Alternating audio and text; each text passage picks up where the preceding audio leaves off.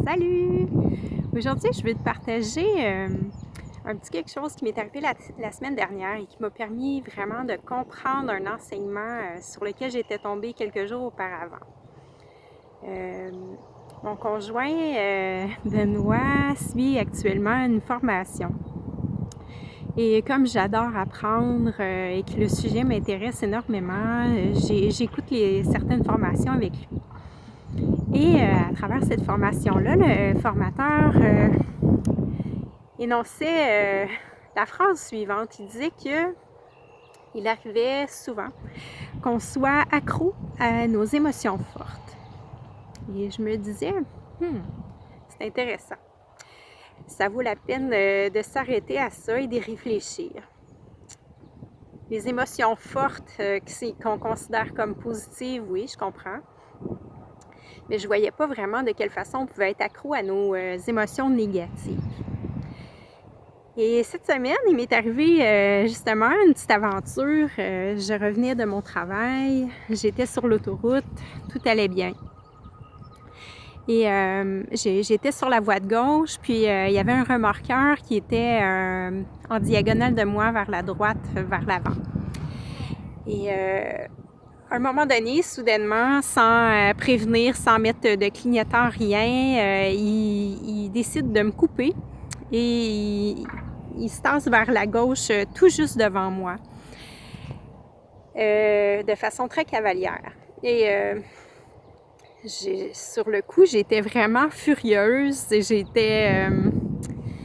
il y a plein de phrases qui sont passées par ma tête. Et au moment où il s'est retassé vers la droite, encore 100 mètres de clignotant, bien sûr, je suis passée à côté de lui et je l'ai observé. Et, bon, il correspondait à peu près au profil de personne que je m'étais faite en imaginaire. Et cet événement-là a duré, même pas une minute peut-être, ou 2 minutes. Mais quand je poursuivais ma route, je me suis rendu compte que je continuais de ressasser ça dans ma tête. J'étais furieuse contre lui, il avait été imprudent, il aurait pu causer un accident, il était ci, il était ça. Puis à un moment donné, j'en ai pris conscience et je me suis dit, voyons Isabelle, c'est terminé. Pourquoi tu t'accroches à ça? Et je me suis rendu compte que quand je mettais un stop à mes pensées, je perdais l'espèce d'adrénaline que ça générait en moi.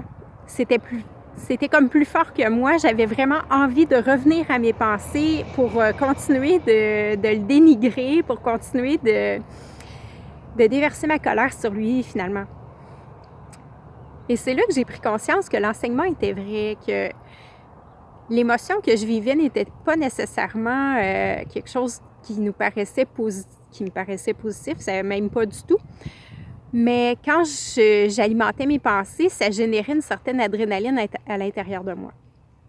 Et là, j'ai pu comprendre le sens de ce qu'il avait énoncé, que on peut devenir accro à nos émotions parce que on ramène sans arrêt certaines pensées à l'intérieur de nous qui génèrent une certaine excitation, une certaine adrénaline, une certaine énergie qui même si elle n'est pas positive, elle nous fait quand même vivre quelque chose. Et finalement, on peut dire que ça nous fait sentir vivants. Je peux comprendre qu'une personne qui vit peu d'émotions positives, disons, puisse alimenter des pensées négatives dans le sens où elle va tout de même, finalement, se sentir vivante. Est-ce que ça génère quelque chose à l'intérieur de toi? Est-ce que ça te permet de faire des liens avec des choses que tu as déjà vécues?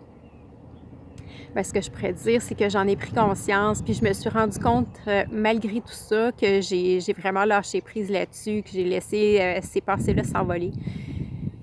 Et que j'ai tellement ressenti de bien à l'intérieur de moi d'avoir fait ce choix-là. Est-ce que c'est vraiment nécessaire d'alimenter ces émotions-là? Et si je choisissais plutôt de lâcher prise là-dessus, de les laisser partir et d'accueillir cette sérénité qui peut m'habiter parce que finalement, il n'y a pas eu de conséquences fâcheuses au geste imprudent de ce chauffeur-là.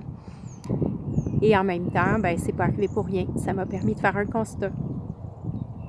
Si tu trouves de la valeur, eh bien, dans mon vidéo, n'hésite pas à partager. Puis, n'hésite pas aussi à commenter si ça éveille des souvenirs de quelque chose que tu as vécu toi aussi. Sur ce, je te dis à très bientôt!